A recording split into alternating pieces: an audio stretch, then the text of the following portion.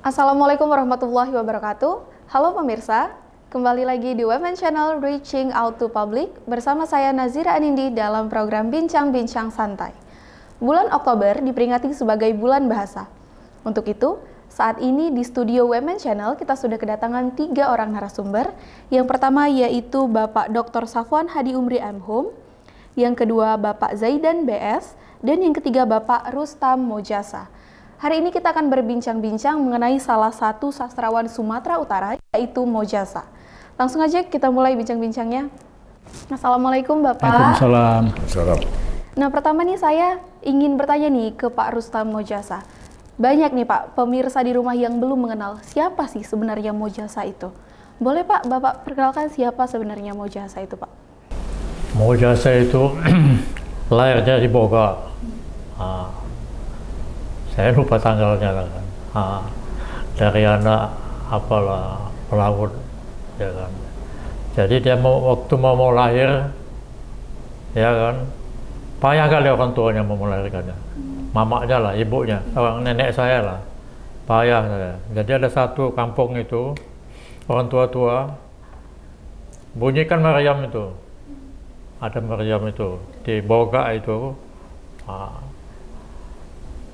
Kalau nggak lahir dia katanya, payah dia. Sampai seminggu nenek saya itu kan, aduh. Dibunyikanlah meriam tuh, lahirlah dia. Itulah dia apanya, bahwa apanya Mojasa ini. Ya, Mojasa ini ya sekolahnya dulu di Kisaran. Ya kan, itu ya dari Kisaran Tanjung Bali lagi. Itulah tahu saya dulu.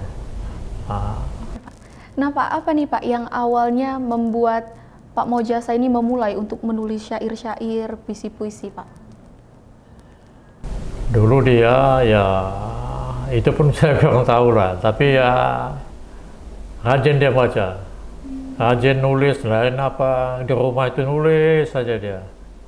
Saya kan masih anak-anak dulu, apa orang tua ini kerjanya, saya bilang kan.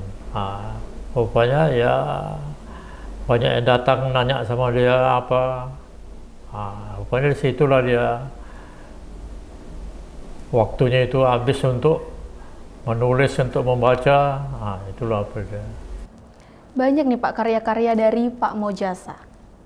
Tema apa nih Pak yang paling banyak terdapat di dalam puisi-puisinya Pak? Dalam puisi-puisinya itu ya dia macam mana lah. Bahasa kita ini dulu jadi bahasa Indonesia. Karena zaman dulu itu kan sudah banyak bahasa asing. Jadi di puisi-puisinya itu banyaklah dia menyatakan bahasaku ini adalah bahasa yang paling terkenal di Indonesia. Baik Pak.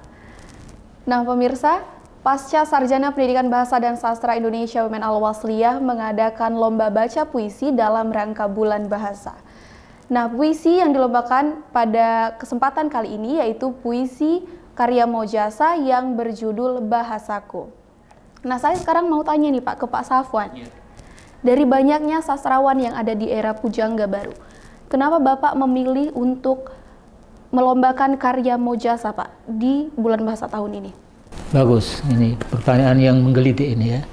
Ada 3 faktor sebenarnya mengapa kita perlu mengangkat Pujangga Mojasa ini sebagai seorang sastrawan terkemuka di Sumatera ini. Pertama, beliau ini mampu mensejajarkan dirinya sebagai seorang sastrawan Nusantara di Indonesia ini. Jauh sebelum Sumpah Pemuda tahun 38, beliau ini sudah menulis juga. Nah, begitu dia bergaul, berkenalan dengan dunia literasi Melayu, termasuk pantun ya, lama-lama dia juga berkenalan dengan sejumlah literatur-literatur dunia, ya kan. Jadi kunci itu adalah kegemaran beliau tadi membaca. Dia berjumpa dengan Sultan Tadel Sabana, seorang pelopor pujangga baru. Kemudian juga ada Tunggul Amir Hamzah di Langkat, ada Sanusi Pane yang sekarang ini sedang kita perjuangkan menjadi pahlawan nasional di tahun 2021 ini. Jadi ini semuanya teman-teman beliau. Hanya saja mengapa dia tidak kita angkat selama ini, karena beliau itu adalah namanya karakteristik orang Melayu itu tidak mau menonjol, ya. Berapa kali buku-buku orang segala ditulis, dia tidak. Maka lama-kelamaan kami sebagai generasi penerus sastra di Sumatera ini mutiara terpendam ini harus kita gosok kembali, kita asah kembali supaya dia menjadi satu permata gemilau di dalam Taman Sastra Indonesia sekarang ini, ya. Itulah sebenarnya motivasi pertamanya. Yang kedua, puisi yang legendaris yang berjudul Bahasaku, yang menjadi salah satu puisi pilihan perlombaan ini, menyampaikan 3 amanat di situ dia. Pertama, bahasa Indonesia itu adalah sebagai kedaulatan bangsa kita, sebagai kebanggaan kita, sebagai jati diri bangsa kita. Yang kedua, bahasa Indonesia juga sebagai martabat tingkat yang bisa juga bergaul dengan dunia Asia Tenggara, apakah di ASEAN juga. Yang ketiga, bahasa Indonesia itu sebagai salah satu kesantunan di dalam komunikasi. Jadi dari 3 faktor ini tadi menarik sekali dalam relevansinya dengan Hari Ulang Tahun Sumpah Pemuda yang ke-93 kita laksanakan hari ini, mengangkat kembali sosok Mojasa ini sebagai salah satu petarung sejati di dalam mempertahankan bahasa Indonesia ini. Itu makanya kita angkat dia sebagai salah satu ikon kita sekarang ini, ya. Meskipun dulu dia juga diangkat oleh teman-teman lain, tapi generasi muda ini jangan sempat kehilangan jejak kepada para tokoh-tokoh yang juga pernah mengharumkan nama Indonesia, ya, dari Medan ini, termasuk Mojasa ini. Itulah dia, Anda, ya. Nah Pak, ada berapa banyak nih Pak peserta yang ikut lomba baca puisi ini Pak? Wah, alhamdulillah.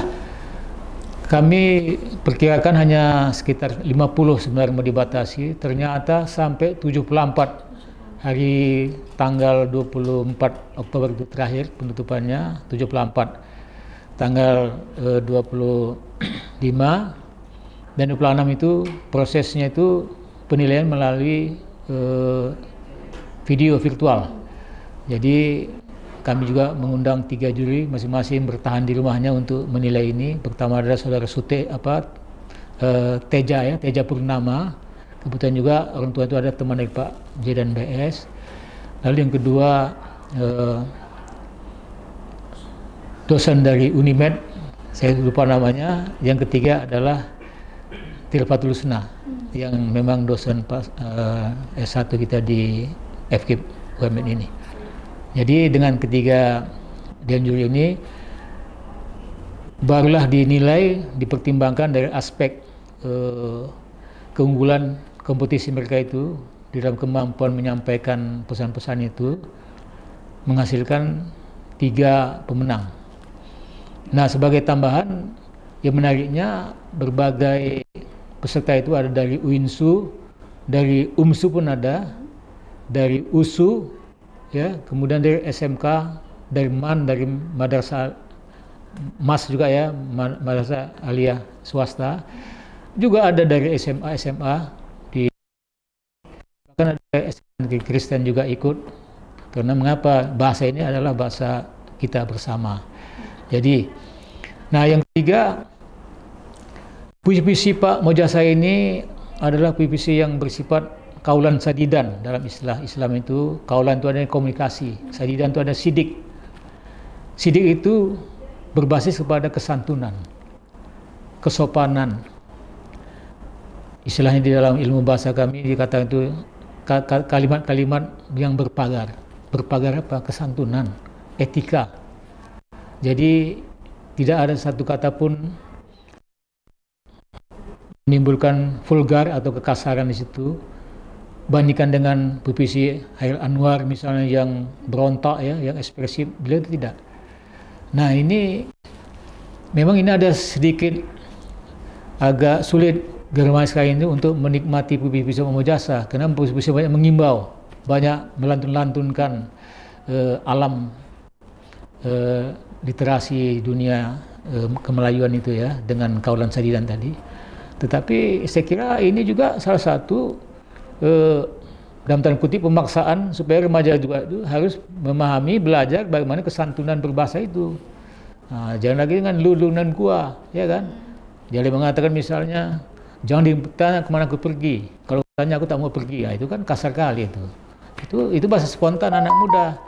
Tapi kalau orang dulu tidak, ya kan? Dia katakan dengan pantun, keduduk gelombang paku, berapalah berat pandan bengkuang. Kalau lulus umpang aku, berapalah berat badan sebatang.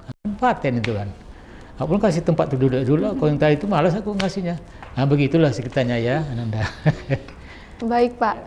Nah terakhir nih saya mau tanya ke Pak Zaidan BS. Selaku budayawan nih Pak, apa nilai moral yang harus dikenal oleh generasi muda dari sajak-sajaknya Pak Mojasa ini Pak? Sebetulnya saya lebih melihat dulu sosok dia itu seorang guru, ya kan? Seorang guru. Dan aplikasi dari keguruannya itu dilahirkannya pemikirannya lewat sajak dan puisi dia. Dan karena mereka ini menoblos cakrawala yang lama menjadi baru, maka di angkatan pujangga baru ya, orang yang tahu pemikiran berbeda dengan angkatan pelopor atau masa lalu. Jadi itulah, jadi karena dia sejalan sifat watak guru dengan tulisan-tulisannya, baik artikel-artikelnya tentang budaya, sastra maupun puisi. Dia ini sebetulnya adalah penyebar bibit-bibit intelektual pada awal abad 20. Mereka ini gurulah penyebar bibit intelektual untuk menjadikan tradisi intelektual di Indonesia ini. Nah inilah, kemudian bahasa itu bisa melahirkan suatu pemikiran-pemikiran baru, kehidupan baru, dan gagasan-gagasan baru. Makanya Martin Heidegger itu mengatakan bahasa adalah rumah kehidupan. Di dalam kehidupan itu ada kata, ada majas, ada retorika, ada puisi, dan ini merupakan alat kata untuk melakukan sesuatu hal, untuk perbaikan, untuk kebaikan, untuk pembangunan, atau untuk apapun. Itu sudah dilakukan. Dan ini yang dilakukan Pak Mojasa. Dia sepanjang hayatnya, dia adalah guru, terakhir dosen di Fakultas Ilmu Sastra, kalau tak salah. Jadi dosen dia guru terus. Nah, jadi sekarang, nilai-nilai ini yang perlu kita lanjutkan oleh generasi muda lanjutkan. Sekarang kalau kita lihat, ini sudah kita tidak, karena ada hegemoni budaya global, ini bagaimana bahasa Indonesia? Bagaimana bahasa Indonesia? Posisinya di mana? Karena revolusi kata dari globalisasi budaya ini sudah masuk ke rumah-rumah kita. Jadi terlihat, apalagi dengan sosmed sekarang kita lihat. Apa yang diajarkan oleh pendahulu kita seperti Pak Mojasa itu sudah ada lagi. Orang berbahasa sudah suka hati di sosmed, mau maki-maki segala, jadi tidak ada kesantunan, jadi tidak ada suri toladan. Makanya sekarang pemimpin kita banyak, orang-orang pintar banyak, tapi kita langka orang-orang yang memiliki suri toladan, tak ada. Nah, inilah dulu wacana-wacana ini yang dituangkan di dalam puisi-puisi Pak Mojasa. Nah, jadi sekarang ini seperti Putu Wijaya bilang, ini bahasa dan sastra di sekolah-sekolah ini sudah menjadi penumpang gelap. Nah, inilah yang harus kita. Jadi kita tiap tahun memperingati Sumpah Pemuda yang di dalamnya itu masuk elemen bahasa. Tapi kita tidak pernah mempergunakan bahasa Indonesia yang baik dan benar. Kalau dulu ada Pak Sabrudin Ahmad, di TV ada rubrik yang mengkritik bahasa surat kabar. Bahasa ini sekarang tidak ada institusi yang membahas bahasa-bahasa di sosmed. Ini kan pengaruh hegemoni global. Nah, tidak ada yang ada hanya sekian ratus orang setuju, sekarang tidak setuju. Baru lama-lama itu yang ada di sosmed. Tidak ada membahas bahasa di sosmed berapa ribu yang bahasanya benar, bahasa yang tidak, nggak ada. Dan di sekolah dan guru-guru pun sudah tidak dianggap apa-apa.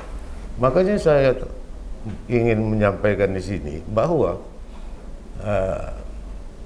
Pak Mojasa ini kan seorang pemikiran yang meluncurkan yang dengan kata-kata, dengan bahasa untuk melakukan pembaharuan, perbaikan dan kemajuan pada masyarakat. Jadi kalau menurut istilah Dr. Abdul Rifai pernah menulis di majalah Bintang Hindia tahun 1902, orang-orang seperti ini pantas kita taruh di tempat yang hormat, diberi hormat, layak kita katakan dia sebagai bangsawan pemikir. Nah inilah kalau saya rasa para ahli-ahli bahasa ataupun pengambil kebijakan pantas membuat Pak Mojasa ini sebagai bangsa pemikir. Itulah barangkali urat nadi yang perlu kita kita semarakkan kembali. Itu ya saya. Nah Pak, Bapak melihat banyak sekali nih anak muda yang tidak menggunakan bahasa Indonesia yang baik dan benar. Ada nggak nih Pak tips dari Bapak? Bagaimana caranya supaya generasi muda ini dapat menggunakan bahasa Indonesia yang baik dan benar? Kalau saya mungkin terbalik ya pemikiran saya itu. Saya tidak menyalahkan generasi muda. Karena kurikulum kita soal pendidikan bahasa dan sastra itu seperti kata Putu Wijaya, penumpang gelap. Kita salahkan mereka, tapi kita pun tidak pernah melakukan yang baik. Mari kita koreksi dulu ini kurikulum pendidikan kita. Nah, sekarang ini Pak Mojasa, seharusnya kan pemerintah daerah ada dinas pendidikan dan kebudayaan. Itu kan sensor bikin biografi, penelitian di batubara misalnya kan pantas supaya murid-murid setidaknya di sekitar itu tahu Mojasa ini siapa, apa jasanya. Ini kan tak mau langka. Umumnya di pemerintah daerah apa gitu jaranglah pusat. Sebentar lagi hampir-hampir orang tidak tahu di Langkat sana, ya kan? Oh, iya kan nggak tahu. Sisi Kamaraja sebentar lagi orang Tapanuli nggak ada. Karena padahal di dalam kurikulum itu ada berapa persen dibolehkan dicantumkan konten lokal. Ya. Nah, tapi kenapa pemerintah daerah yang membidangan dinas pendidikan dan kebudayaan tidak ada taruh ini? Hanya dilakukan nanti upacara-upacara baca sajak seremonial, tapi kajian mendalam tak ada. Bahasa Indonesia seremonial, seni budaya seremonial, habis itu habis. Nah, ini jadi kalau saya kenapa kurang anak muda bahasa Indonesia? Yang salah kita, bukan mereka. Mari kita perbaiki. Itulah kira-kira pokok-pokok pikiran saya. Baik Pak, terima kasih Pak untuk bincang-bincang kita pada hari ini. Nah pemirsa, sekian bincang-bincang kita pada hari ini. Saya Nazira Anindi pamit undur diri. Namun sebelum itu, mari sama-sama kita dengarkan pembacaan puisi berjudul Bahasaku karya Mojasa yang akan dibacakan oleh Saudara Juliano Aji Mansis. Bahasaku karya Mojasa.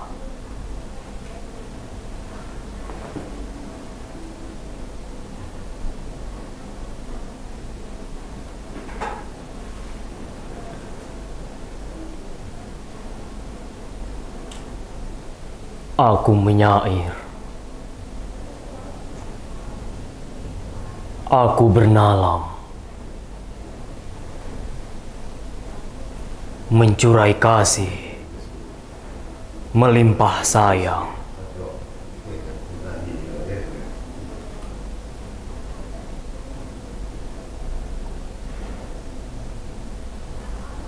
Berbisik sedih bersarai girang, dengan bahasa seri walam.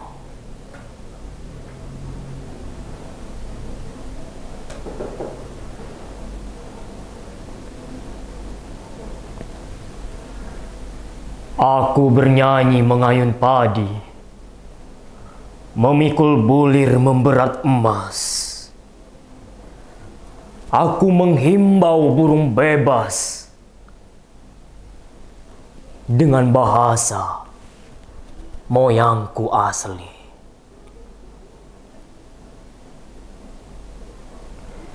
Bukan hina bahasaku kini, tidak kaku ia bersenyum, hebat gembira ia menderum, tangkas cekatan ia mencari. Oh, saudara cangkok mulia, melonjak hikmat bahasa sama, memuji tinggi bahasa orang. Mari sertaku ke taman indah, membelai memupuk bahasa kita, biar subur, megah menjulang. Wassalamualaikum warahmatullahi wabarakatuh.